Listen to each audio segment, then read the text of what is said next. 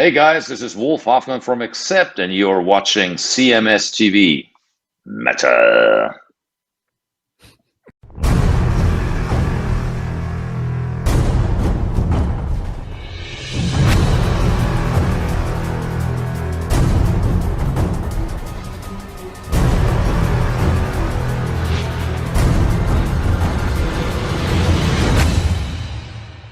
Anyway, it is your Classic Metal Show right here on the ClassicMetalShow.com. That, of course, was Fear Factory with Acres of Skin. That's what Tom Hazart had tattooed that one time. Acres of Skin. That, of course, from Digimortal. And, we're winding down 2020. And the big thing coming up this week is not New Year's. Everybody thinks that the big thing is New Year's. It's not New Year's. Of course, it's the Kiss 2020 Goodbye concert in Dubai this week. Oh, boy. People have spent their $10,000 and have gotten to Dubai for their special opportunity to watch Kiss on TV or whatever the fuck they're doing. And who spent that apart from Tim James? Yeah, well, I would bet more than less. I actually think that they probably did okay with that, considering that people have been locked up and there's just nothing to do for New Year's. I would bet the Kiss probably did okay. But this is a big week for Kiss. I don't know if you guys heard this, but aside from the big 2020 concert, and Drew, you could step in on this as a guy that works with David Ellefson. Maybe there's a partnership in that you could work your way into. Kiss has announced the new Kiss coffee. Oh, How you brewing people? People! It's cold latte! Cold latte! Interesting. Not surprising, though. Not at all. What's You would surprising? have think they would have done years ago. Yeah. Supposedly, especially with Gene Simmons being Mr. Sober guy. Yeah. Well, he sells pot. He sells pot. He's got all the rock and brews. He's got everything alcohol related and drug related. Kiss crack. Monica caffeine. Kiss crack.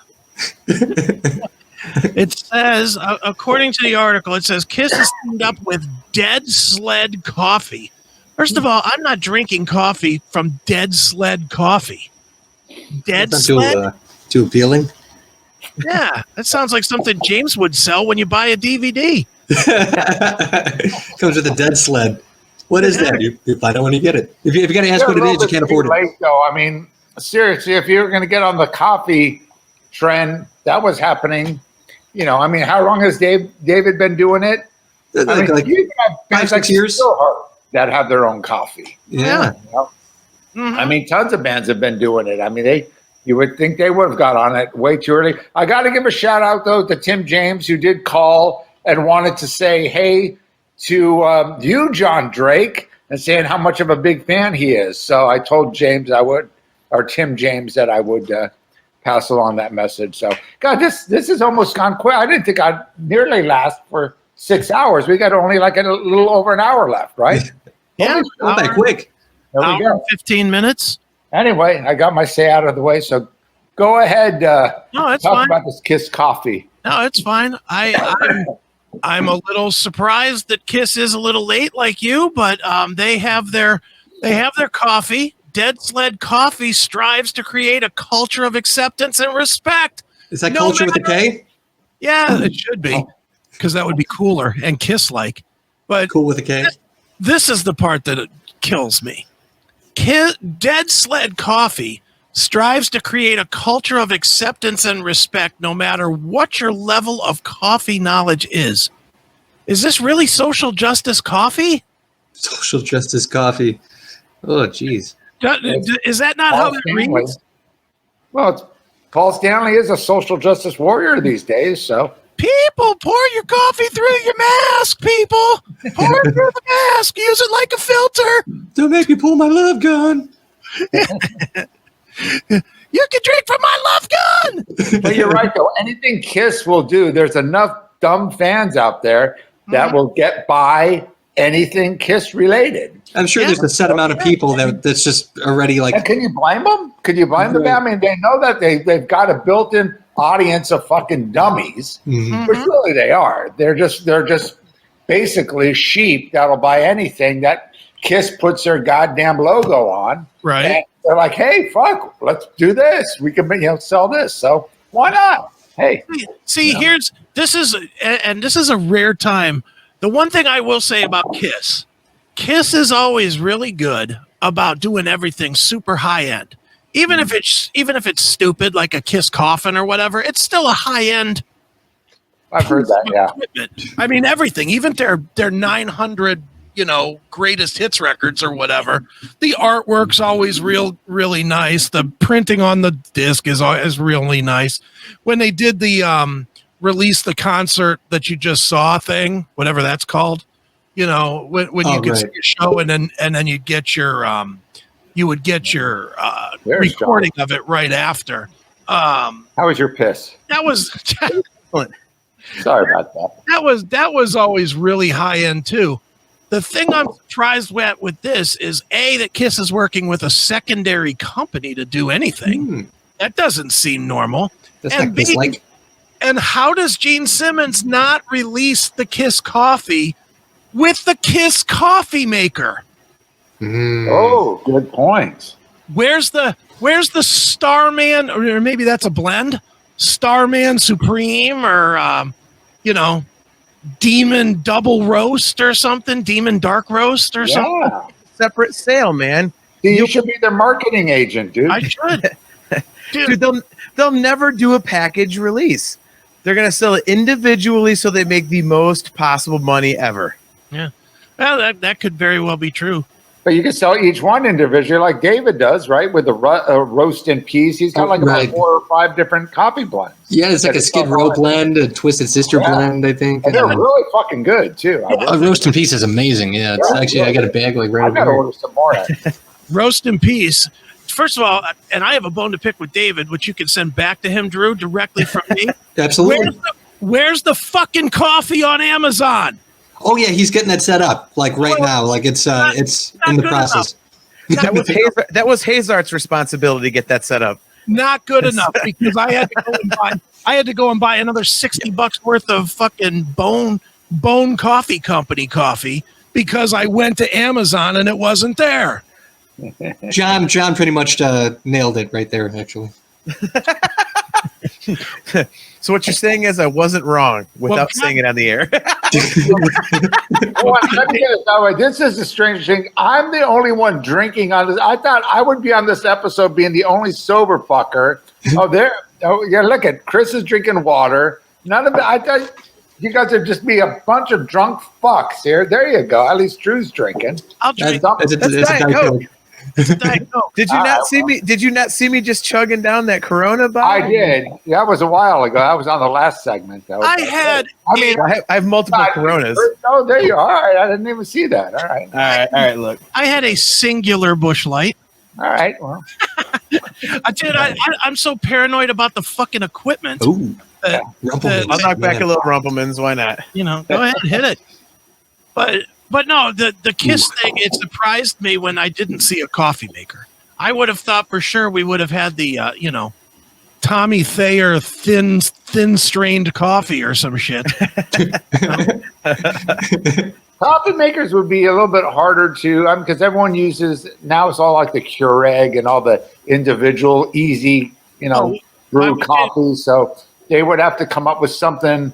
The Kiss rig. Really clever. I mean, right. Again, anything with Kiss will sell, but for the coffee maker, how much would that go for? $100 or something? Well, but you just mentioned the Keurig, Bob. I mean, that's a perfect opportunity because if you think about it, like the way they market the Kiss logos is like 4 circles with the face paint in it. That's the perfect thing to put on top of a K cup. So you could have like. I wonder if Keurig has a trademark on that though, because you don't see any other company that does those K cups, right? It's all Keurig. No, it's not. No, there's a ton of Starbucks does them. Starbucks does them. Yeah, but it's all for the Keurig machine, is what I'm saying. I mean, there's a bunch of coffee companies that do them, but as far as the machine, there's only one Keurig that has, I think, unless there's others that do actually. No, that makes sense. I haven't seen anything other than a Keurig. That's a good point. I mean, there's different types of Keurigs that have different size cups and whatnot, but they're all Keurigs. I find single cup coffee making for fucking pussies. You're either drinking 12 cups or you're not drinking any. Also, Tommy Thayer's blend is going to be decaf, obviously. Yeah, of course it will be. Decaf, it comes with a sparkler in it. Sparkler to stir it up. That shoots UFOs out of the sky. It almost tastes like that coffee you used to like. Exactly. I'll settle for the Ace Space coffee. There you go. Space Ace coffee. There you go. The Space. There'll be a Space Ace blend, a Catman blend. It'll be Catman coffee, Space Ace something. You think they'll do that with those guys? Yes. But that'll be with Thayer, and obviously, I mean, they're not gonna drag Ace and Peter into it. Well, but they'll do like they do with Thayer and Peter Criss now, or Thayer Eric Singer. and Eric Singer now. Yeah. They'll just call it Catman and then call it. Yeah, they own the makeup. Yes. Yeah. They'll just Spaceman it, and they won't say Space Ace. They'll say a Spaceman blend, and they'll say Cat Catman. Coffee or whatever. That's what they're going to do. I don't know. I think they'll probably just do the Kiss blend for a while, see how that goes, and if it goes well, then they might branch out to do the subsidiary blends. But what would Vinnie Vincent's taste like? See the coffee for them, taking off like Failure. Just the empty bag. Vinnie Vincent blend. You buy the Vinnie Vincent coffee. It comes in. It's an empty bag. It's an IOU. The problem with the Vinnie and it Vincent, costs $400 a bag. It takes 20 years to get it. Yes. You And it comes autographed by his assistant. You order it, it never comes, and then you get a guarantee of 2 bags of it later. That's Right. what a fucking turd that guy is. Oh my lord. Or whatever we're supposed to call him now. Who? Okay, at this point, who's the bigger turd, like Vinnie Vincent or the people that every time he announces something, they actually pay for that? Enablers. People. At some point, like, how much of a beating can you possibly take? Everybody's got to know about Vinnie Vincent by now. Everyone that ordered anything from him has got to have been fucked over at least 3 or 4 times. Yeah. But they still are going to order more from him. Yep. Like an abusive Well, and relationship. Yeah, and especially now, like his fans, the guy's only like famous basically through the internet. It's like the most underground fans, and those are the types of fans that look their heroes up on the internet. And they do the deep digging, and so these people read all of this, and yet still will spend the money on this guy. Yeah, and he was only in Kiss for what, like a year and a half, 2 years, or something like that. Yeah, Not long. The funny thing is, we have a fan on the show, Chris Wicks. He's from this area, and he ordered the box set, of course. Ooh. And he's still waiting to get it. and he literally sent me this email December 5th. I'm copied on it. It was an email that he sent to Vinnie Vincent that says, subject, the great box set. And it says, still sounds amazing after over 20 plus years. Tapes held up nicely. Such an awesome collection from an honest musician that loves his fans dearly. Perfect integrity and stellar reputation. Truly a rarity in this day and age. Your friend, Chris Wicks. Just taking a mean, stiff shit on him. Did he reply? He didn't reply. He can't reply because the minute he replies, he'll get into legal trouble. No. He can't even say, well, it's coming or anything, because then he opens himself up for legal shit. He's just got to take that beating. Probably go, this guy's a fucking turd, though. He knows that he's a scumbag. Whatever. Vinnie Vincent. Now, here's the real question. I mean, the Kiss Coffee is funny, and I could read the article, but I won't. We have this 2020 show, which is going to stink.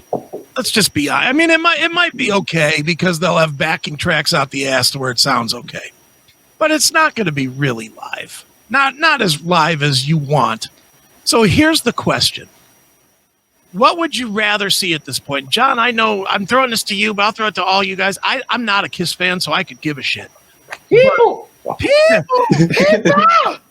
Stand up for what you believe in.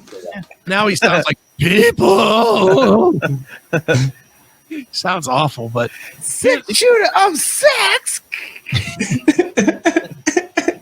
just be here in the ladies' room. It's horrible. Love it. Now here's the question: would you go? What would you rather see? Because this is clearly coming. Kiss in 2021, if the door opens up, magically by June, and they can do their summer finale tour from June to September or whatever, or Kiss in 2023 with the 4 new players. Neither. Oh, neither. 2021. 2021? Yeah. I'd rather see the 2023. Yeah, Well, I mean, dude, but that's okay. No, okay. So here's the thing. This okay.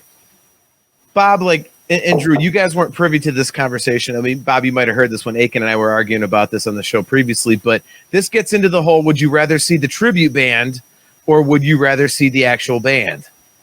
And basically, what you would be seeing in 2023 is just a tribute band. The difference is you'd be paying actual Kiss prices for not actual Kiss. Right. Yes. So you can't be serious. I'm serious because you because Paul can't sing anymore. I'd rather see a competent singer than Paul Stanley. who's a competent? but you're paying the same price. Maybe, probably not. Wait, you could go see Mr. Speed at a bar here in Cleveland with no cover and fucking literally it's in a bar, but the music and the sound and the look and everything, they can't do the pyrotechnics and shit. There you go. But they've got the big old blown up lights and everything, the makeup, the boots. I mean, everything is exactly the same. And you'll just spend your bar tab, which wait for you is basically the cost of a Kiss ticket. But so you get that in a bar where you don't have to fight traffic, you don't have to pay exorbitant prices for snacks and shit. You get bar price booze. And you're saying you would rather pay full on arena Kiss prices for that same thing you could see in a bar? Here's what I'm saying. One, part of the Kiss experience, that's one of the reasons I hate Kiss tribute bands, is because part of the Kiss experience is all that pyro and is all the risers and the crazy stage and all that shit. That is as much a part of a Kiss live show. That's much of the Kiss live experience as the music, because to me the music More so, good. even. Yeah. To me, the music's not all that good. I'm not a big fan of any of that 70s Kiss. My favorite album is Asylum. I like Asylum. I like Revenge. I like Lick It Up. I like Creatures of the Night. Most of that is without makeup. So I know I'm an atypical Kiss fan. I get that. I like Unmasked. I'll put it out there. I'm fucked up. I can't even say that I know what's on Unmasked. Naked City. I don't know it. Fuck. Great song. Two sides of the coin to choose from. Yeah, I'm not a big enough Kiss fan, but I saw their reunion back in 90, 2000, whatever. 96 when they had. It was 95, 96. Okay, that was over 20 years ago. They were still young. Peter and Ace were still. They played good. It was a good show. They played at the Forum, full-on show. Yeah. That was it for me. I don't want to see a bunch of old men now and pay those exorbitant prices, whether it's the original guys or with Thayer or Singer. To me, I mean, and again, I'm not that big of a Kiss fan. I'm not a Kiss fanatic. But even if it was a band that was so, when they're at that age, it's like, dude, I saw them at their prime. I don't want my last memory to be shit. And that's the thing. Bands got to know when to hang it up. Yeah. And I think Kiss is the perfect example, with Paul Stanley's voice. And it's like, dude, everyone knows he's got the backing tracks on a lot of the. Yeah. Well, I mean, if he does a one-off show in Dubai, maybe he won't, or maybe he won't have as much. But I still think he will. But regardless, it's not going to be Kiss 20 years ago. I mean, that was a long time ago. I mean, 96 was more than 20 years 25, yeah. Yeah, I mean, you're talking a whole half century ago, and they were old back then. Yeah. That was a reunion back then, and people thought, oh, they're too old. They're not. It's like, dude, I mean, if you're a Kiss fanatic, you want to see them nostalgia, or you never seen them before, you want to take your kid or whatever, that's fine. But for me personally, I could give a fuck. Yeah. Anyway, well, I see here. No, I agree with you, Bob. Here's where I think that the 4 new guys is going to work, because Kiss has done a decent enough job of surviving losing half the band for a long time.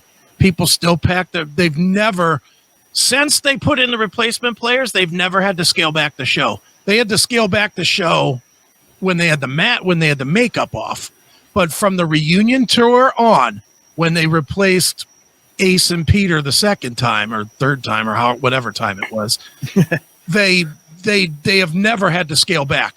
So people are more in tune to people are gotta say it right. They're more in tune to see the show. And I think Kiss, like we were saying before, Kiss is not going to put 4 fucking schlubs out there. They are going to they do now, but they're not, when they replace those guys,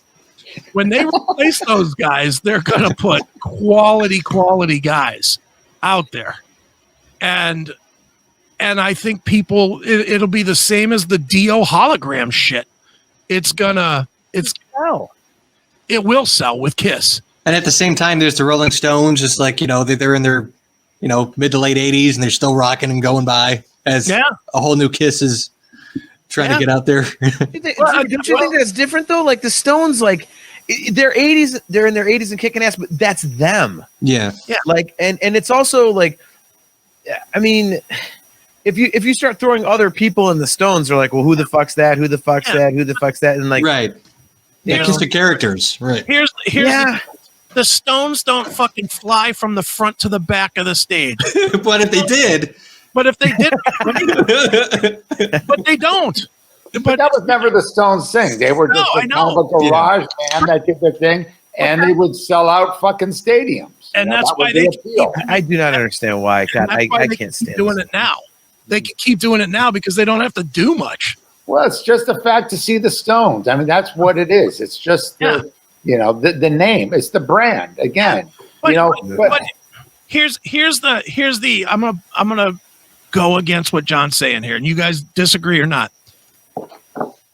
Whoever Gene Simmons decides to be in 2023, whether it's Gene Simmons or whether it's Bob Smith that is now the new Gene Simmons, whoever that is has to be able to walk in those fucking 50-pound costumes, has to be able to perform, has to be able to rise to the ceiling, play Love Gun from the roof.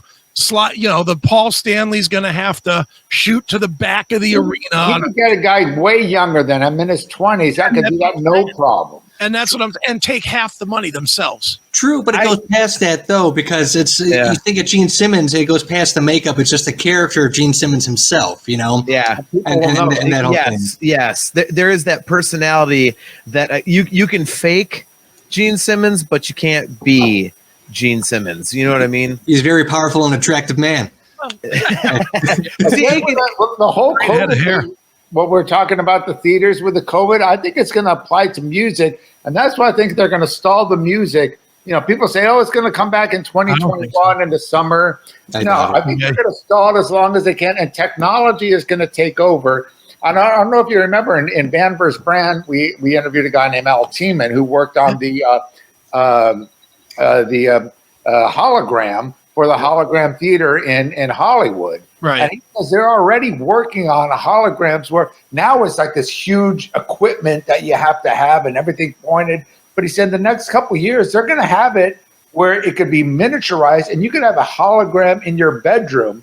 And I think that's what that's going to be the new norm, is to have stuff in your room, or like you say, with home theaters and that kind of thing.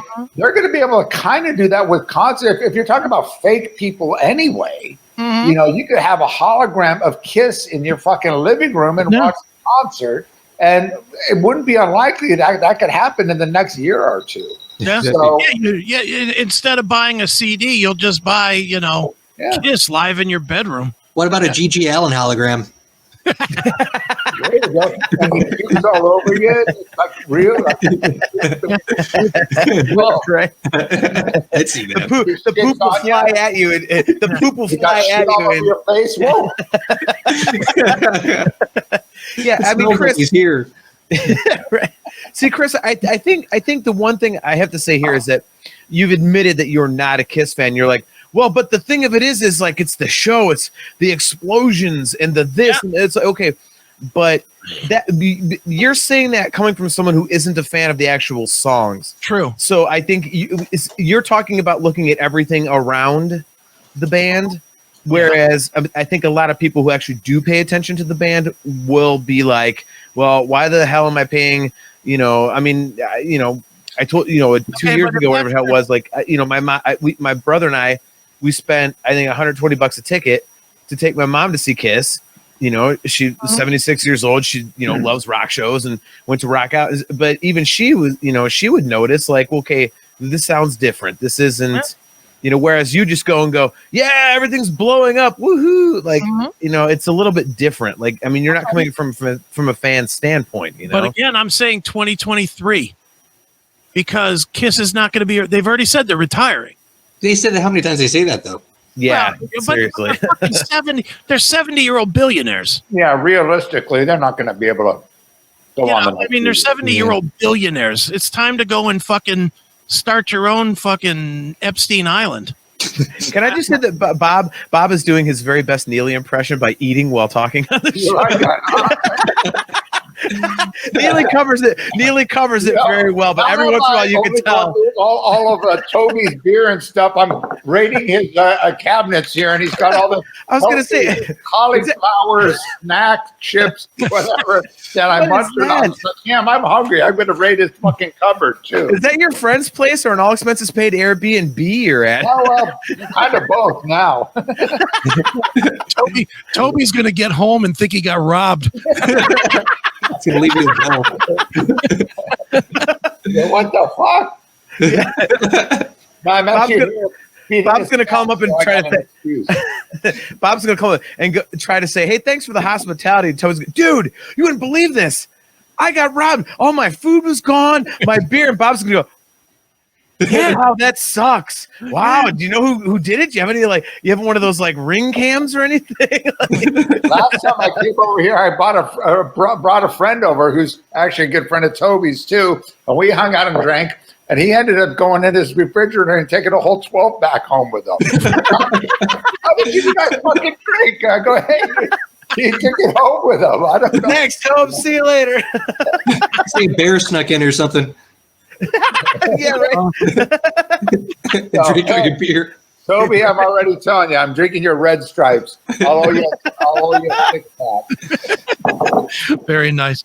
So, John, if your choice was no Kiss or fake Kiss, but with the full production, because they're gonna do it. They've already made that very clear for the last 10 years. They're gonna do it. Yeah. You're saying you wouldn't go? No, not a chance. But how long are those things going to last? Can you remember? Do you remember Beatlemania? Were you around during? I remember Beatlemania. I saw it. That was early '80s, and that was huge hype. And of course, Beatles were already dead for like 20 years, or what? I mean, 10 years. What they in the '70s? So that started what 80 something or 80. But that was a huge deal. But it was like a theater thing, and they were doing Pantages, and it was big, but it didn't last that long. Then you had, of course, other Beatle tribute bands, and I'm saying the Beatles because they were the biggest rock band around. So how many? And then you had Stones tribute bands, Sticky Fingers, all that kind of stuff. Dude, there are bands from that era that are doing that though. Temptation, and they're doing good. I mean, You got Aeromyth that are doing really well. I know you guys talked about them with Frankie Wilsey, who's a buddy of mine who plays the joke. But they'll do the casinos and they'll last for a while and they'll do all that. But is the new Kiss without Gene Paul and then are they going to be arena status? You think? Are people going to buy tickets to see a fake Kiss playing the Form? Even a Vegas show. Yeah, that's exactly my point, Bob. It's like. It's a tribute band. It's a tribute band that you could like. I would okay if it was that Kiss, if it was fake Kiss, I would spend $30, $40. It's a casino thing. Yeah. It's like the Vegas strip thing. But here's why. Like I go see Queensryche now at our local place. It's like 2,500 people, and it's Queensryche, and it's the tickets are like $25-$30.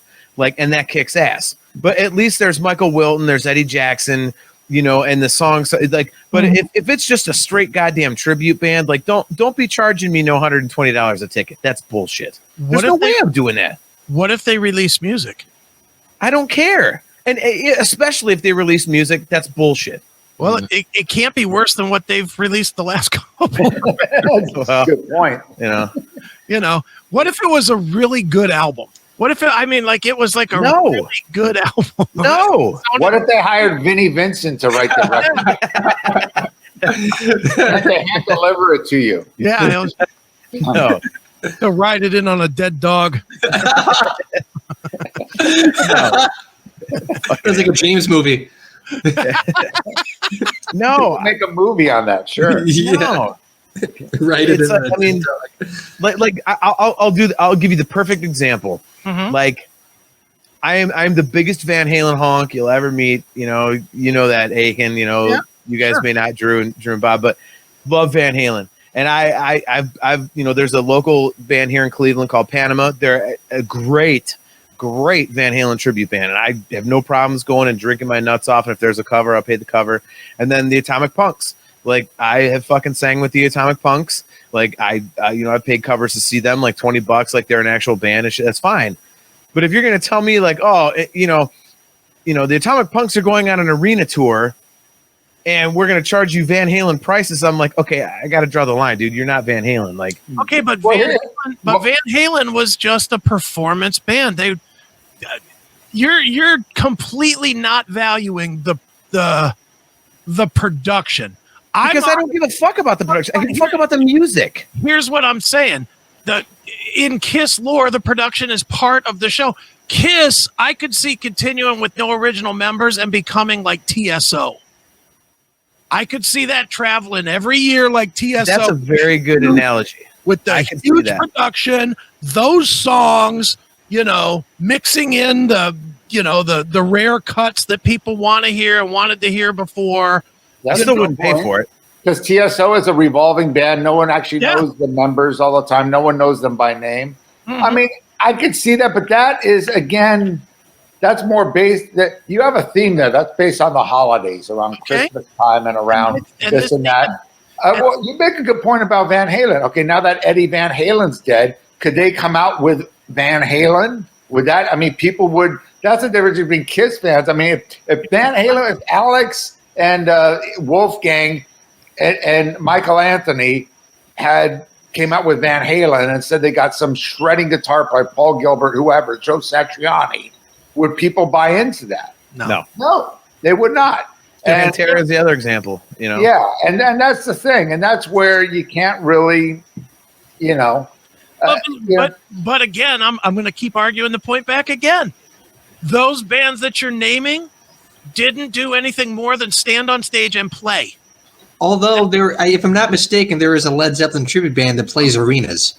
I think they're called at least in the Midwest. I know that they're called like. Really? Well, there was Led Zeppelin 2. Led Zeppelin 2. Led Zeppelin 2. Yeah, they play arenas. Oh, really? They don't. I don't think they play a. They were playing big clubs. They play like the Key Club, and my opinion does not matter anymore. Well, look at Atomic Punks. They were fucking great. They were basically Steel Panther, or at least the singer, Ralph. Singer and guitar player, Guitar player was Russ Harris. Ralph and Russ. Half the band, basically, they're making more money doing Steel Panther, all original band, which is rare these days. And I mean, obviously they did their covers, but they're making way more money doing Steel Panther. I mean, I don't even think Atomic Punks exist. They might do one show a year at a convention. No. They actually do multiple shows a year. Oh, yeah. Okay. Yeah. But still, their bread and butter. I'm a nerd for it. Yeah. But Steel Panther is what pays their bills and what's giving them homes in fucking Bel Air. And well, Ralph and Russ are not in Atomic Punks anymore. But I mean, the reason that they're not is because the Steel Panther thing was they were metal school, and so that started to kind of take off. At least that's my understanding. Yeah, sorry. Yeah, I mean, you would know better than I would, Bob, because that's right in your backyard. But they were in Atomic Punks. And then they did the whole metal shop or whatever thing, and then it kind of morphed into as that came up. So then they got a couple other guys to do the new David Lee Roth and Eddie Van Halen. Oh, so they're not doing it anymore. Ralph isn't in those two. No. I didn't even know that. I didn't even know they were still doing. Okay. No, because they do the same act, just playing all kinds of covers. Yeah. They do the same. But my point is, those cover bands, even if Kiss did a whole thing with a show and whatever. It might be last a year or two, and then people go, this isn't the real Kiss. I completely agree with Bob. It might get smaller, but I don't think it would go away. I think it would have how many years has the fucking Temptations been going on? And there's no one left. Okay, but here's the thing. But that goes against your point about the production. Well, because the Temptations are guys that just stand there. And the whole point of it is the vocal production and the horns and it's not about explosions and shit. And you just said it might get smaller. How can you make Kiss smaller? You can't just take what you're doing in an arena in front of 23,000 people with that. I mean, you need the room to put that. And if you put it into a 3,000, no one's going to buy into that crap. Then it's going to really look cheap. Temptations aren't playing arenas. They're doing 4,000 seaters with two other bands with an Earth, Wind and Fire and an Average White Band and whatever. They're doing small package deals. Yeah. But again, they never had the big show. It's I don't know. I don't know that there is a right answer. I'm sure we're going to find out in 2020, whatever. Yeah. Because they're going to do it. They're absolutely going to do it. There's already a plan in place. They've made it very clear that there's a plan in place. I'll bet the players are already in place. You think Tommy Thayer and Eric Singer will be a part of it? You don't think? I do. No fucking way. I do. Why do you say that? Why do I they say already know the songs? They got it down. They got the stage show down. They know they could kind of be again, Tommy Thayer is supposedly the one that taught Ace how to replay all his stuff when Ace was gone for a while and all on whatnot. So they could be the musical directors of this new Kiss, and at least they'll be not some kind of legitimacy according to. I say no because they're gonna and this is all a hunch. I have no knowledge. I'm just guessing here, but they're not gonna want to put names on these guys. They're not gonna want to say, well, this is Jeff Smith, that's the new Gene Simmons, and this is Paul Watson, who's the new Paul Stanley. They're gonna say, this is the Demon, this is the Star Child, this is the Cat group. It's gonna be like the original Kiss, where you didn't know. They had their names, but you didn't really know who they were because they were behind a mask. They're going to do the same fucking repeat of just the characters. They're going to play the characters. And that way they could probably have Kiss.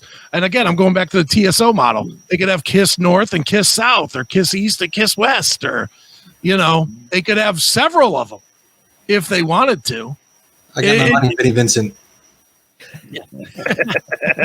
Bring him back. It's never too late, right? They'll grab two homeless guys, one in California and one in New York, and say, okay, you can be the Vinnie Vincent, you can be the Onk Man. No, Chris, if they're getting Vinnie Vincent, it'd be two homeless women. Remember? Are we sure? Like what? Tours. Yeah, I think they'd have to keep Thayer and Singer because the fans will shit all over no Gene and no Paul. But Eric Singer and Tommy Thayer have been in the band long enough to where I think if you just say, okay, everyone's gone and it's just a bunch of scrubs, I think they have to have at least something to tie it back to Legacy something. members. Yeah, exactly. What if they got a name bass player and another name guitar player to play Gene and Paul? That would be amazing. Like Vinnie Vincent? That would be. God damn it! How close are you to Vinnie Vincent? You keep. I said name guitar player. I thought you said gay guitar player. My bad. What I Yeah, that's where it's at. Who is good? That's the criteria. Whoever can say that's the best will get the job as Paul. Might be a reality TV show. Say the word people. Dude, That's your Drew, you say that jokingly. Wouldn't surprise me at all. A reality TV Did show? have a reality TV show, Like The Voice or like X Factor or something like that, but with like eccentric. Rockstar Supernova. Like a Rockstar Super. That's what I was kind of thinking, doing something like that, like they did with Look where that went. Yeah, but that was because that was Rockstar Supernova. It wasn't Kiss. Kiss Okay, but Kiss reality TV. Coffins. No, reality TV is geared towards like fucking late teens, early 20s. None That's of what those they're people. trying to get, though. That's what they'll be trying to get for this new Kiss. But how are they going to get that with Kiss? That would be something that they might do because Gene is such a They'll call into the it. whole reality thing already. With it. Bob, and I completely agree with you that that's an awesome idea, and that they probably would do that. But do you think it would take off? Because I think the demographic is completely off. Again, it would be a temporary thing. It would take, I think it'd go for a 2, maybe 3 year max. And people would go, I'm done with it. But then again, people's attention spans are like that anyway nowadays for any musical thing. So a new Kiss, not like it's going to be a legacy. I mean, if they're thinking this new Kiss with new guys are going to last over the next 20 years, bullshit. Things are going to change. Music's going to change. Technology is going to change. People aren't going to give a shit. Like I said, by then you can see that shit in your fucking bedroom. Yeah. You know, so people aren't going to want to see the big shows or whatever. And who knows how long this COVID thing is going to last anyway, or how long live shows are going to be, you know, non-existent. So, you know, people are going to have to think outside the box. And I don't think a whole, you know, a new brand of Kiss with a, you know, if it does happen, it'll be a temporary thing. Everyone's going to go out and see it, just like the reunion shows. People are going to see it. Kiss is back. They haven't been back in 15 years. Got to go out and see them. I went. I went too, and I'm not a big fan. But, That was the first time I'd seen Kiss was on that 95, 96 tour. I saw that tour too. I saw 2 nights of that tour, and how long did that last? You know, they did their run, and then they, went. Anyway, it would take a whole lot of rebranding to try and, for one, gear it toward a younger audience, and for two, for a lot of people that take it serious. I completely agree, Drew. I completely agree. I do not agree at all with your demographic argument. Why? Because the kind of reality TV you're talking about is fucking not reality TV has a huge old people base. With fucking shows like the Dancing with the Stars and The Bachelor and all that shit, that's old people watching that shit. That's dude, I can prove it. If you go on YouTube right now, there are a ton of videos that are teenagers react to Motley Crue Wild Side. Teenagers react to. I mean, that is because these kids, they have never heard of this shit. Yeah, and so if you try to market like on a mass scale, Kiss to somebody, these kids are gonna go, well, what the fuck is this? It's like a bunch of like clowns or something. Like most of the people our age or older, or Chris and I that would have kids in their teens or whatever, they would take their teens to the Kiss shows. If you go to a Kiss show or an Iron Maiden show, you go to an Iron Maiden show, there's more younger kids out in the audience than there are older. I'll give you that. I'm not just talking about people's sons or grandsons or whatever.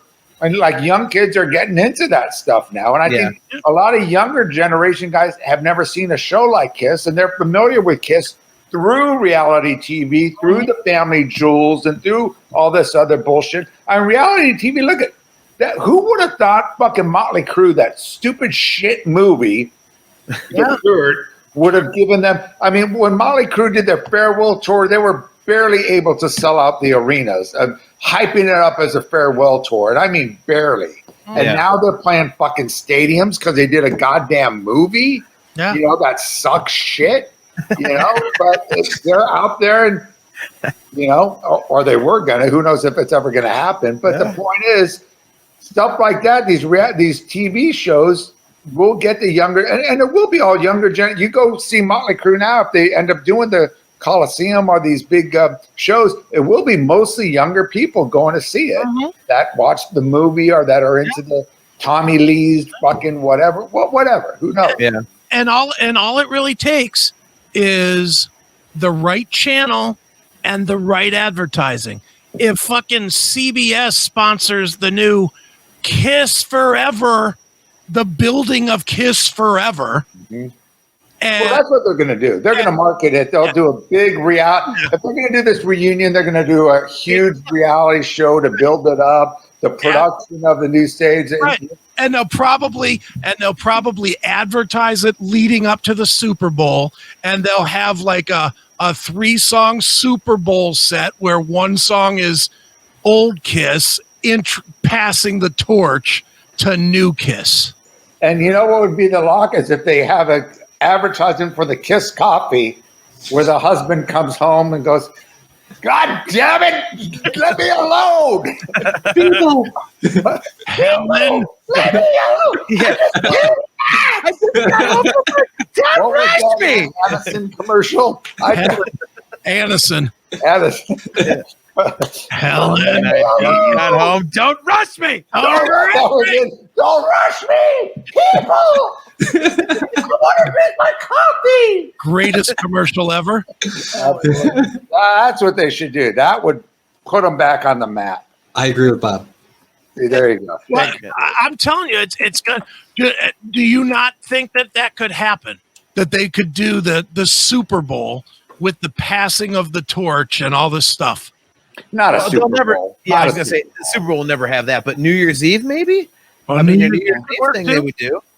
Why do you think not the Super Bowl? The Super Bowl's Super Bowl wouldn't do that. Super Bowl would have Mariah Carey or Lady Gaga or Pop. Yeah. They won't even do Metallica, dude. Metallica's the big. They won't have AC/DC. Yep. Dude. When Van Halen was on their reunion tours, like when it was like huge, it was selling out everywhere. Like they didn't have Van Halen. I mean, well, maybe it would be, and I know this is shit we don't care about, but somebody would care. It could be the induction ceremony to the Hall of Fame, or it could be the Grammys. I could see the Grammys. But you got to figure at the same time, moving forward from here with the COVID thing, will these events ever even take place? The Super Bowl as we used to know it, the Grammys as we used to know it, so it's like everything seems to be really up in the air with that.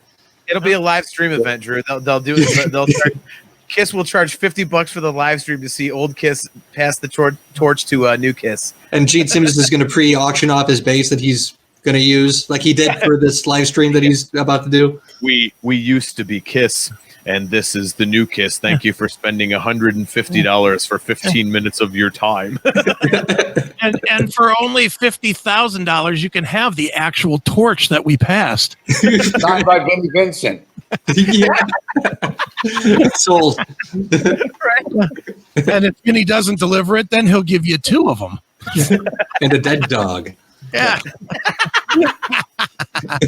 So That's got to be the biggest embarrassment for Gene to like come have him featured on that I don't even know what that was. It was some internet thing and they're playing together. Oh yeah. Oh man. But that was Gene's fault. Why did Gene let him into his thing? And Gene kept trying to get away. He's like, I gotta go. This is all you. He's like, no, stay, Gene. Touch Remember me. how I can't play guitar anymore? Gene, I can show you.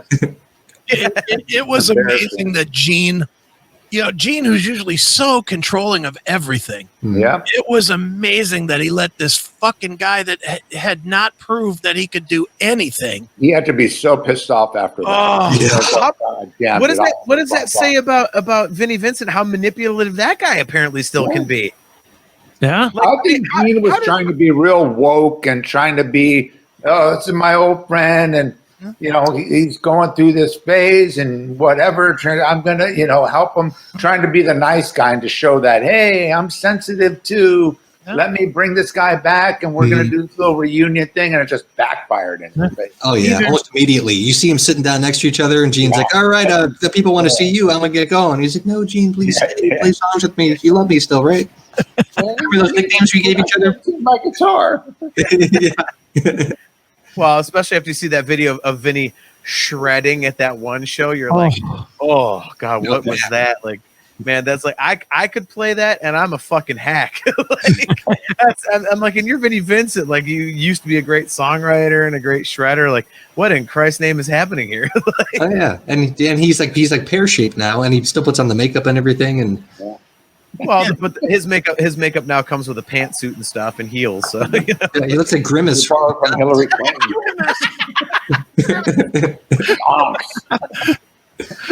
he should be a Max Sabbath at this point. Oh my God! He should be. There you go. He should be the cheeseburger. That's hilarious. Holy shit! Nice. I mean, the whole Kiss thing, it's like, dude, just lay it to rest. I mean, they've made their money. They could still do all their entertainment, all their merchandise. I mean, the merchandise will sell forever, whether Kiss is around, performing or not. You know, I mean, look at the Ramones. How long has the Ramones been broken up? They're selling 10 times more in merchandise through young kids. Mm-hmm. Young kids. My niece came in with, these Converse, young niece, Converse shoes, and she's talking about the Ramones. It's like, well, what how do you know? But that's, how Kiss they can sell their merchandise for many, many years to come, whether they exist or not. It's like, just pack it up, And there'll always be the hologram concert, like you were saying, like, you can watch Kiss from 1976 in your living room probably at some point. You never know It's like you said, though, like you could have them in your living room. Mm-hmm. So it's like, maybe that's the technology itself. Like maybe you could go back to concerts, but maybe that won't happen because the technology will reach a point where, people are, doing Kiss in your living room, or, the live stream concerts that are all the rage now. Like all of a sudden those are, they become such high quality. Like, I've got a PlayStation 4 and I've got the VR headset, and maybe they'll do stuff in VR. So it's like, I could literally, spend like $40 a minute. Yeah, well, I mean, seriously, I could put my VR headset on and I'm like at a show, like front row. Like maybe you can even do it in smaller rooms. You could do it in your bathroom. So while you're taking a shit, you can watch Paul Stanley. People, he's taking a shit right there. He's dropped a deuce. Dropped a deuce.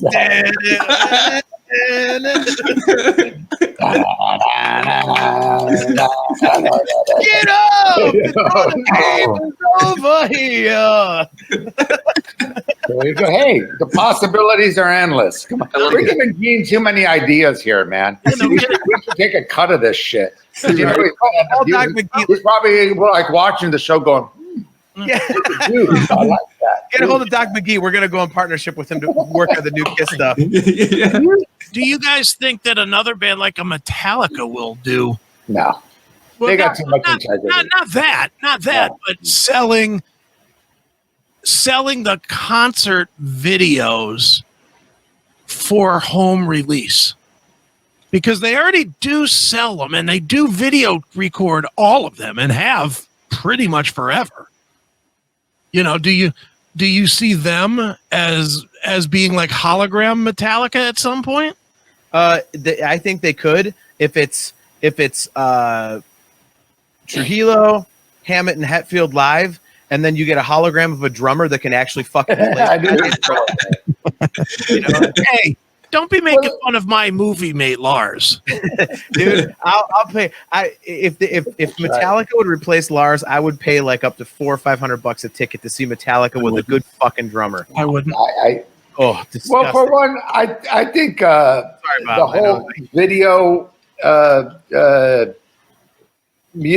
one, the whole video concerts don't sell anymore. Doing the whole video concerts onto DVD, they're not bad unless you get them on these TV shows. I mean, they're going straight to like Access or whatever, but no one's buying home DVDs. Not too many people, I think, are streaming, unless it's a storyline or a documentary or something, a big story about it. No one's buying concert DVDs. And they did that with Through the Never, that concert movie, Metallica. And it bombed. Yeah. They because it spent was a shit horrible. ton of money on it. Yeah. And It it just- bombed, but nobody- Bob, on that one, it bombed because it was horrible. Yeah, true. Yeah. But again, I mean, probably the best part about it was the Footage. well, I say the effects and the filming was great on the thing, but it just didn't make any sense. It went into that, then they go into this concert, and then back. It just like it was just dumb. No flash, all sizzle, no steak. Yeah. But if they were to do one or the other, maybe. But people don't want to see. People don't want to watch concert DVDs anymore. That's not a big seller to make at least a big money maker. You know. I do. Go ahead. John He's going to bring up Dream Theater or something. He buys them. No, I do. I could bring up Dream Theater because they just put one out. But yeah, anytime a band that I like puts out a live concert, or if they do a live stream, I'm paying for it. It's straight to YouTube. You can watch it on. I mean, there's so much shit on YouTube and whatever now that no one's going to end up buying, except Jon Drake if it's Van Halen or Dream Theater. I mean, that's just the way it is. I know people aren't, buying concert DVDs. I mean, you might have a few the hardcore fans and whatnot, but as far as a big money maker, it's not. It's That's why Or if people it's don't Dream release Theater live doing Van records Halen. anymore. Live records in the Don't 70s tease were me, huge. Drew. Don't tease me. it's shifting though, because with COVID and the advent of the live stream, bands are selling live stream video. Well, live stream is different. Live stream is cheap. There's no production cost in that. You do a live DVD, you have to mic everything perfect. You have the sound. You have to hire all these different people. You do a streaming, you do it in your fucking bedroom, and that will get the views, enough views to make, money or to get your name across or to keep your name relevant, whatever. Right. These bands, that's a whole different thing. That's a very low budget thing. Little Caesar just did that today via the Black Star amps. Who Little did? Caesar. Okay, yeah. They played their whole first album, and it was streamed all over the place. Brave Words had it going, and Black Star amps and all that. And so I remember I was like, "Holy shit, Little Caesar!" It's like, What was funny? I showed this to John when he was here getting his computer fixed last week. I chatted with Morgan Rose from Seven Dust. oh yeah. A couple weeks ago, and I asked Morgan about their live stream, and he was blunt about it. He was just like, "It fucking sucked." He was like, the performance was amazing, right? We agreed. Like the show itself was amazing.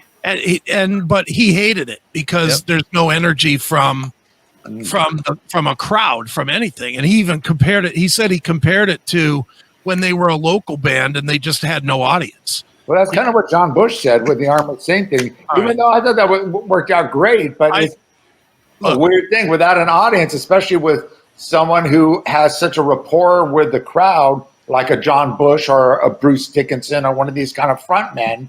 Right. It's a weird thing when you got nobody there and you're trying to act like, It's like a rehearsal.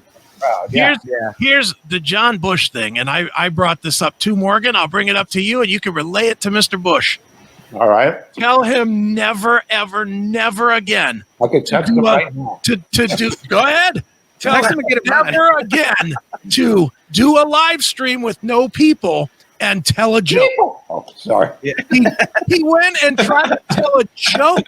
Oh, yeah. He was trying to do his pizza joke for Can You Deliver? Right. But he did the setup, and I mean, even the band turned around and walked away from him. and I watched it, and I mean, the live stream was, I'm sure you probably saw it, Bob. It was fucking killer. Oh, it was awesome. And performance-wise, absolutely. It was awesome. But I agree. It was uncomfortable. You could tell they were uncomfortable, and they didn't. Yeah. Especially him. I mean, it's. And that pizza joke, though, when he walked up, he said, "Yeah, and the pizza guy, I got him on the phone, and I said, 'Can you deliver?'" Yeah. Anybody, People, where are you people? They needed one roadie to start clapping to make it just that little bit worse. Well, that would have made it worse. I think if like one person. Yeah. Like an audience. Like make it more awkward. Fucking golf clap. Can you deliver? It was awful. And I felt so bad for him because dude, if you watch it again, Joey Vera literally turns around and walks away. Like Joey was standing near him, and he just kind of turned around. I don't want to be a part of this. You're on your own, John. Sorry, dude.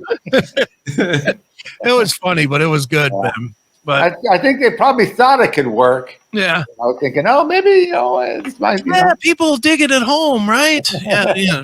No. You live and learn. Yeah, but again, and you know what? That's a really good point, dude, because nobody knows how to do this right. Yeah. Because nobody's done it.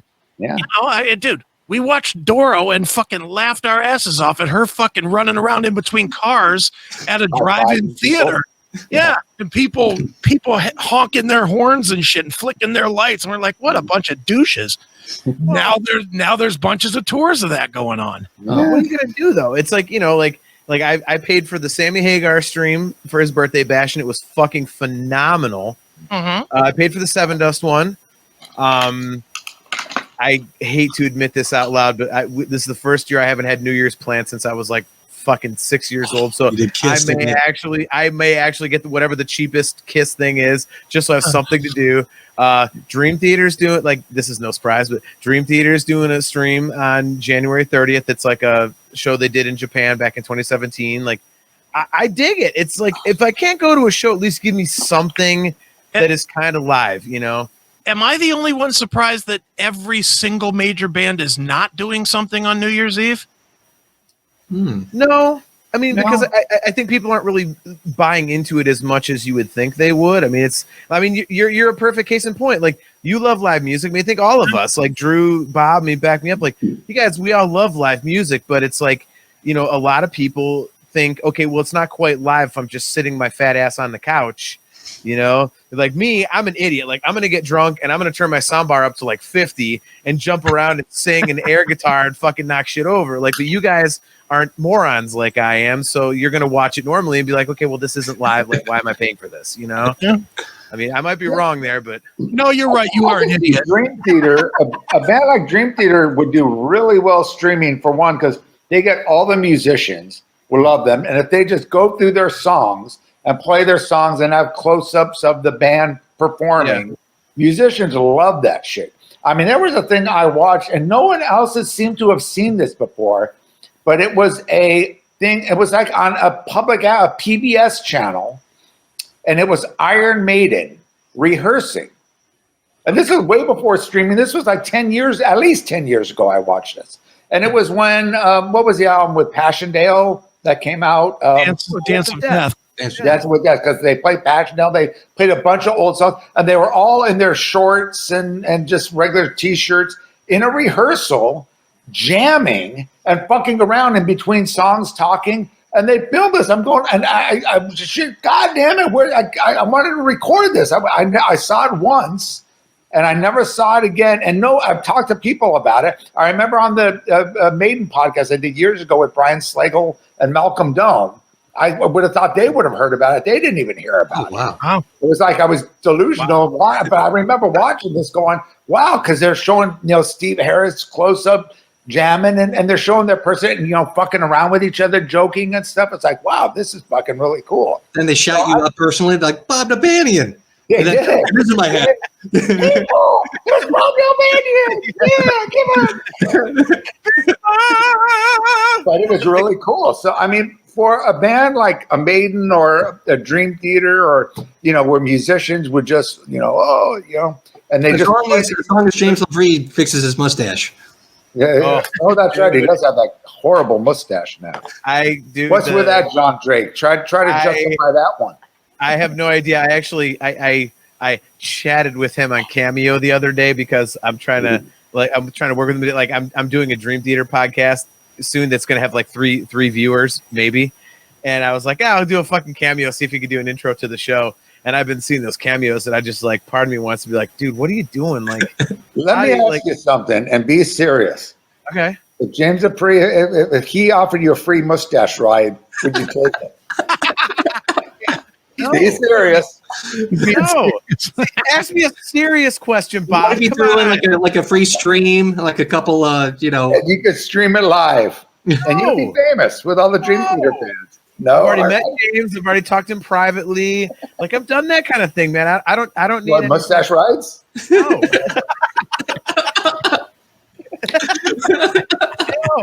No. You're again, Bob. You're just mad because I don't like La Raza. Okay, so this is we're gonna get. All right. He would have for Eddie Van Halen, though. Yes. Yes. There you go. Yes. John would have publicly sucked his. Even after he's dead. No. Like her name is Krista? You're just, Would you eat my name is Jon Drake. John? John, here you go. Here you go, John. Would you eat a spoonful of Eddie Van Halen's ashes? No.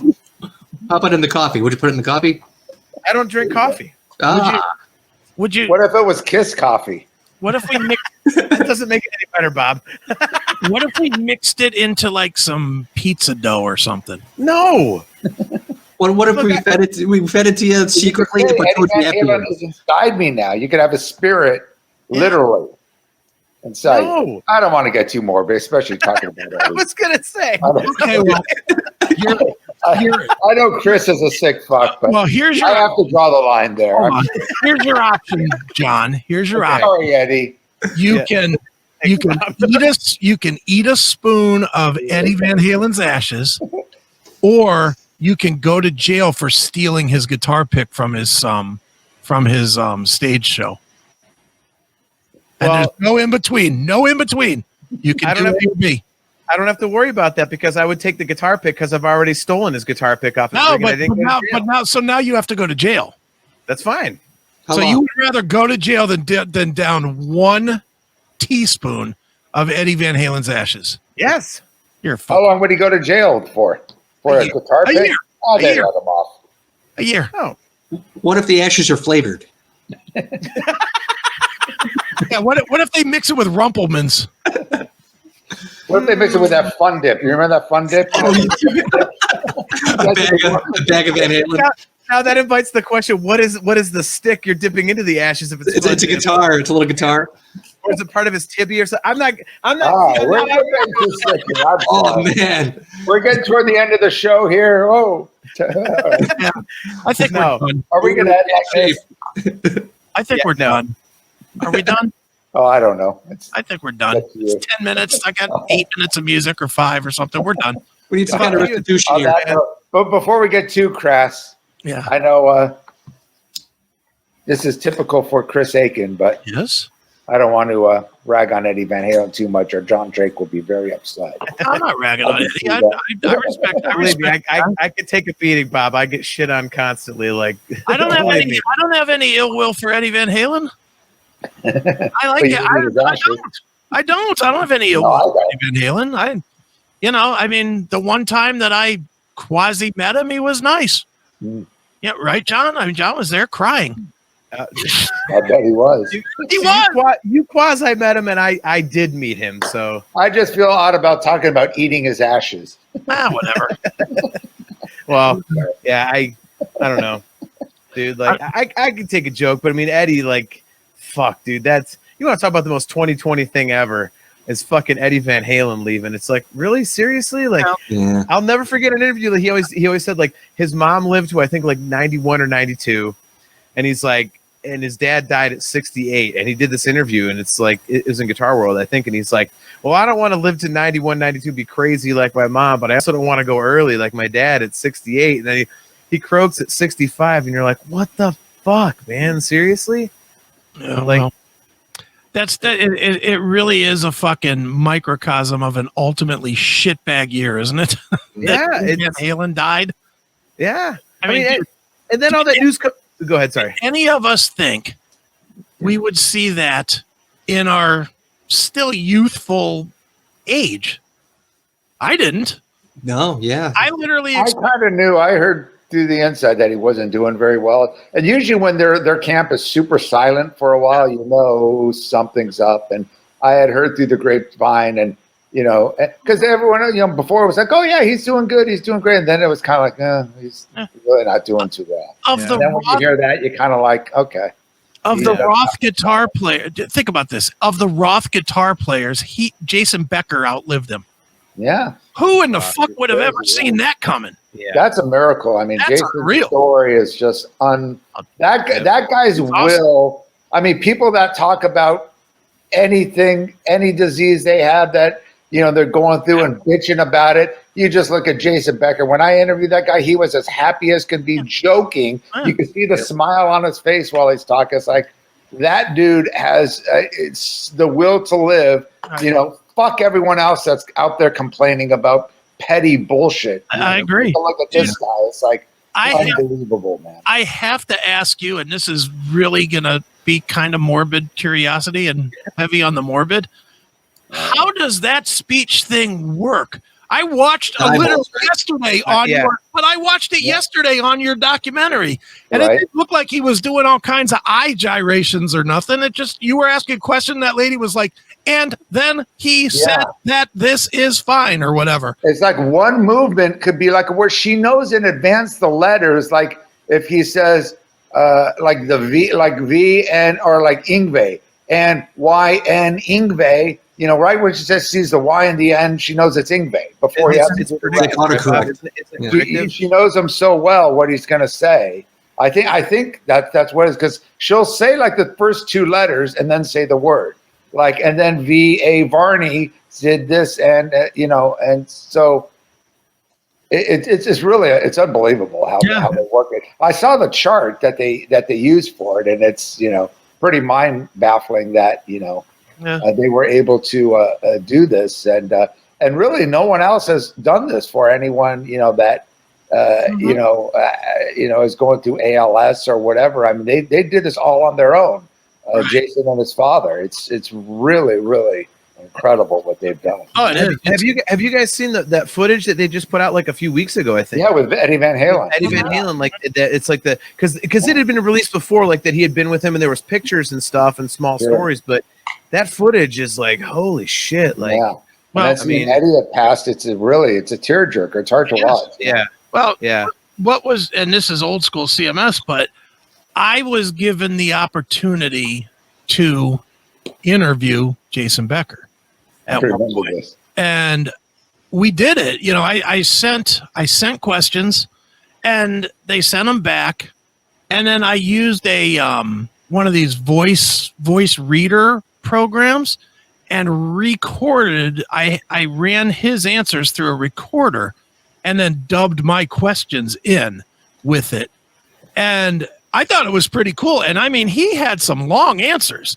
I was like, Jesus Christ, this guy must have had a fucking eye headache, like an eye migraine, from giving me these long ass answers. And I mean, even just recorded back, it was like 15 minutes of conversation. And the worst part about it was when we did it, we played it on the show. Everybody thought we were just fucking making fun of Jason Becker and his ALS, because we had done 2 weeks before. I had gotten my hands on one of these canned interviews with Kiss, with Paul Stanley, and we had recorded all these dirty questions and had Paul answering them. Like, oh, do you like sucking hairy balls? I think so. It was. People. I like sucking hairy balls. it was this horrible thing that we had done. So then they thought that we were really fucking with Jason Becker. And I was like, no, we're not. We're not that heartless, I remember you telling me about that. You had called me and were like, dude, like we did this really cool interview. Like people think we're fucking with them. Yeah. We got a lot of shit because people thought that we were just fucking making fun of Jason Becker. Wasn't even the publicist upset? Yeah, the publicist was because she didn't listen to it. Once she listened to it, she was fine. But she just got emails from people saying these guys are fucking making fun of Jason and his disease, and we were I thought that's where you're going with it when you're describing. You put it through the voice machine and all that. I was like, oh man, what'd you do? Yeah, and that was because we didn't tell the publicist that we were doing that either. We just were like. I think they thought we were just going to publish. Well, what were you supposed to do? Just read back the answers? Read them back? I guess that's what they thought we were going to do, or just put it on a website. Just question answer on a website. But Jason still writes music too, doesn't he? Yeah. Oh yeah. With his Yeah, eyes. he's done. I think the most recent one was last year. I think 2019 was he did a new record. Yeah, he did one with Marty Friedman. I think. If I remember Marty's on a couple tracks. A lot of people.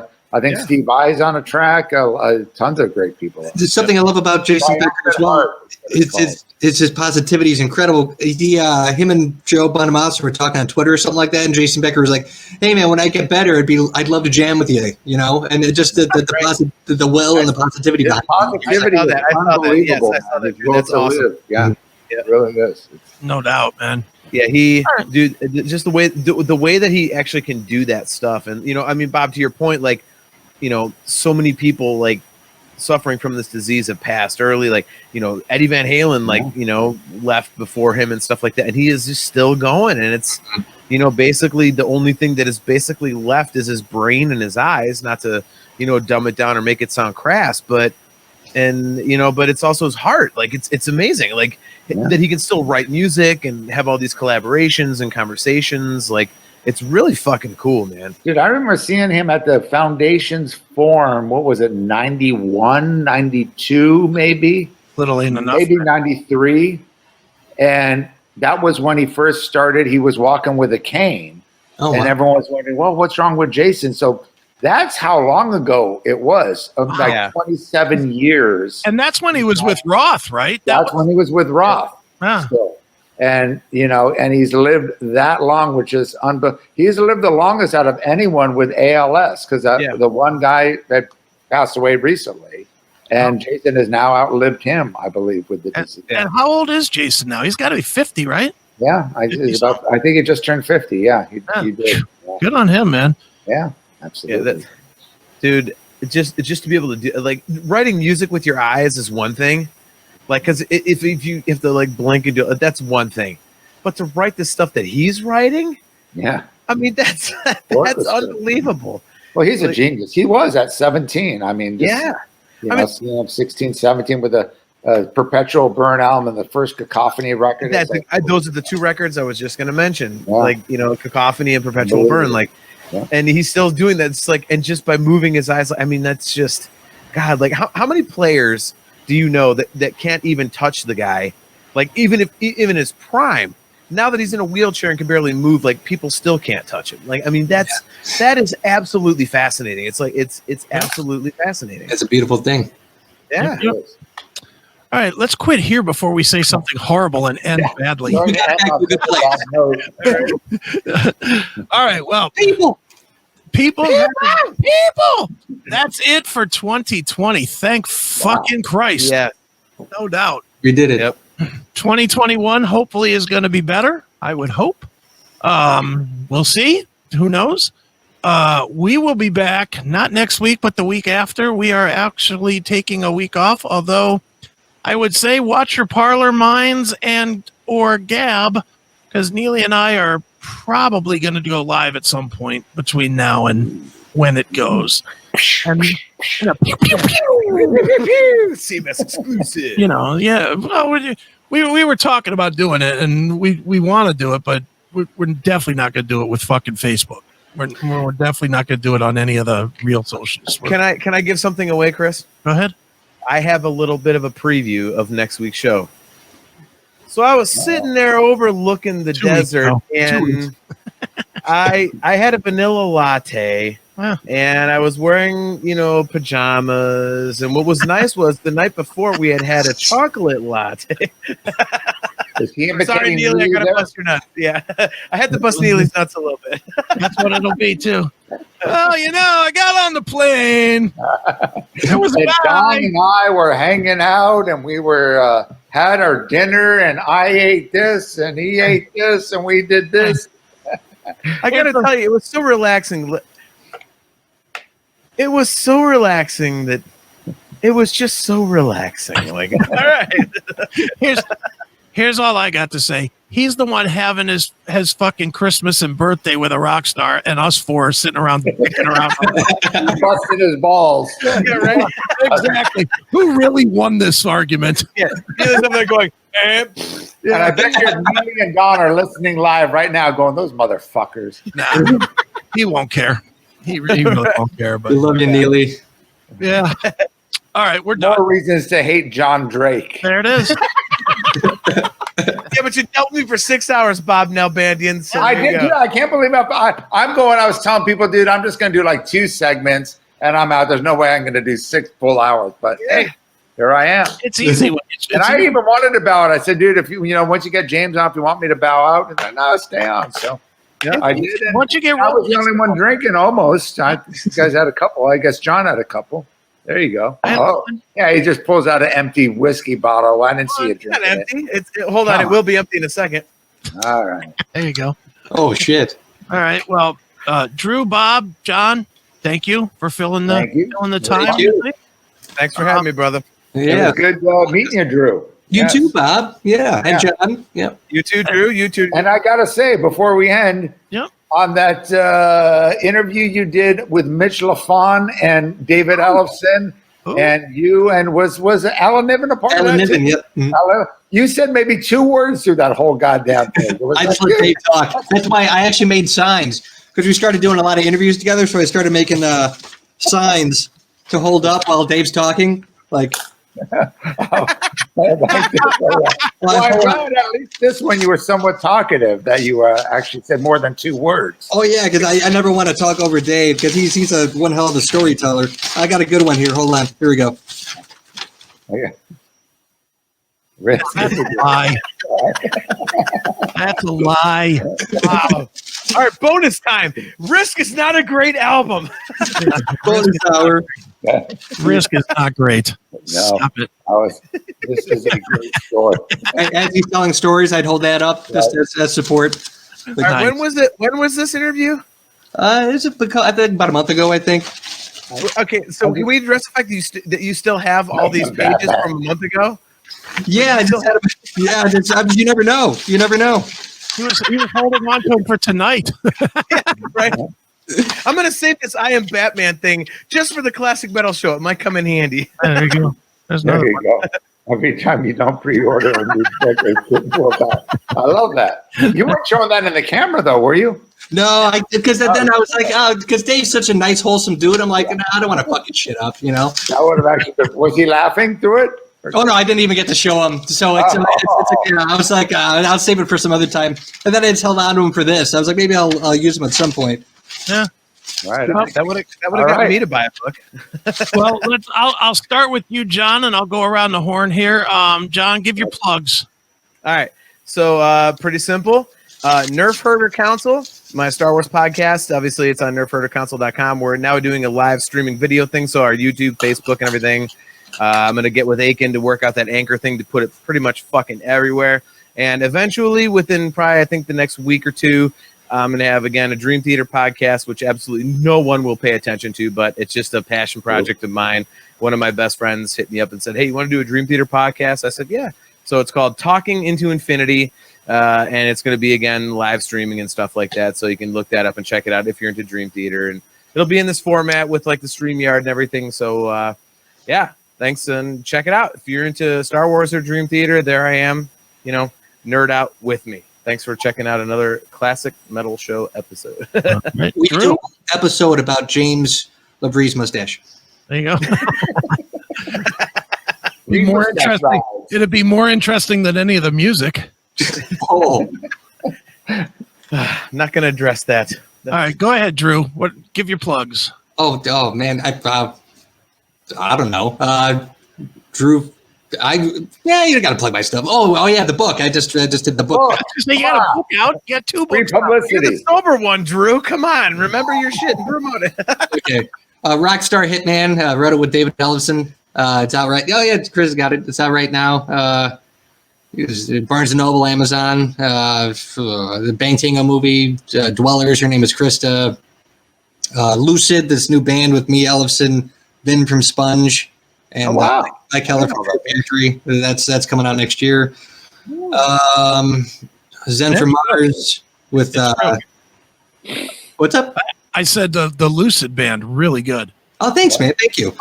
And then there's Because I'm not supposed to have it. Come up all show. Is there any music we can check out? Or Nope.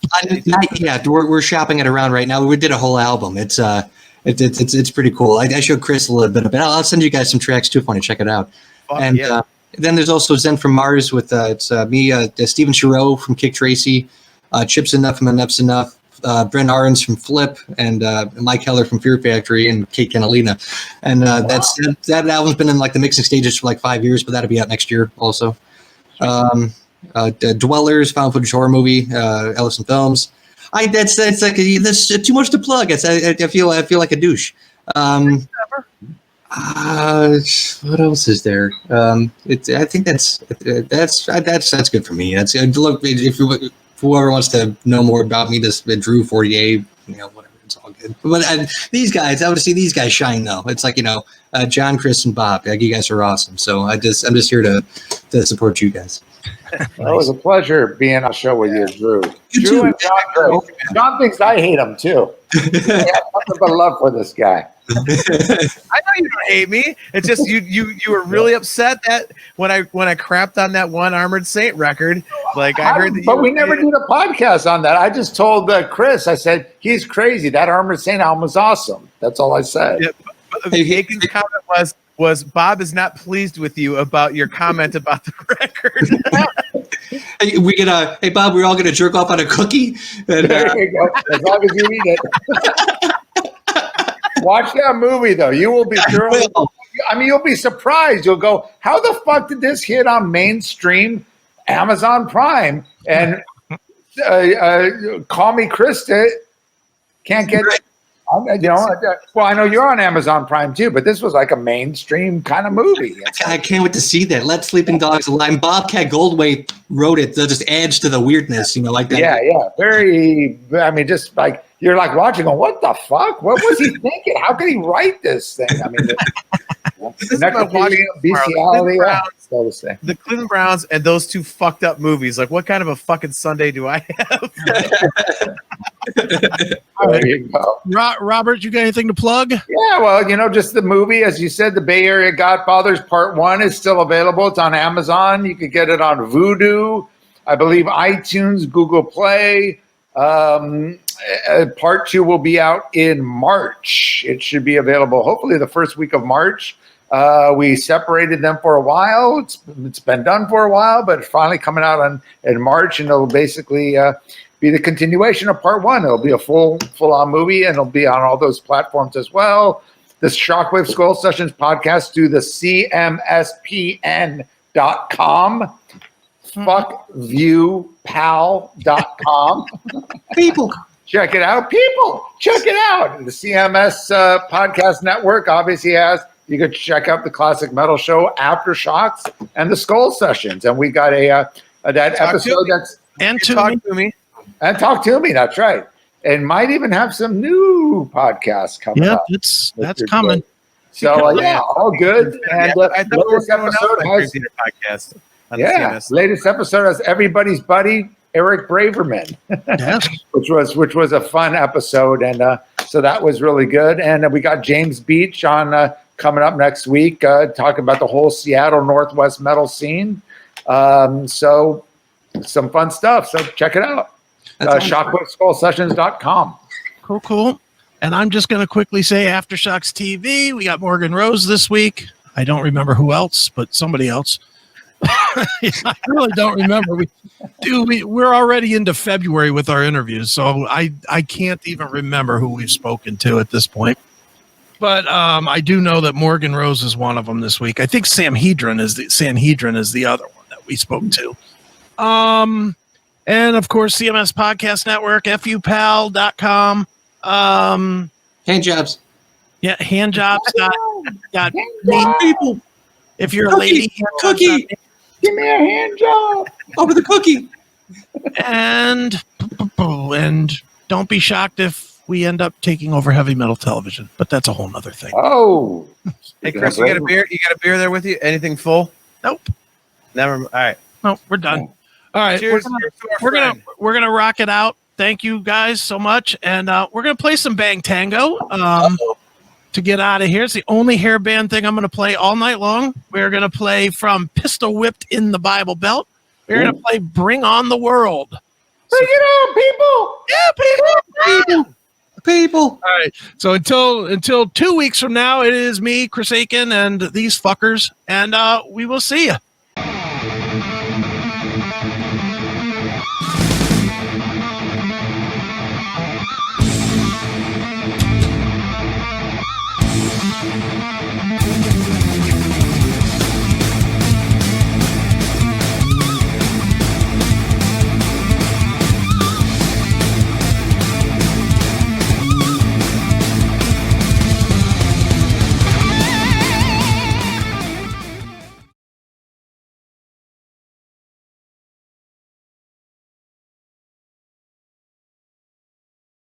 Are you looking for a way to support the Seth Williams Show?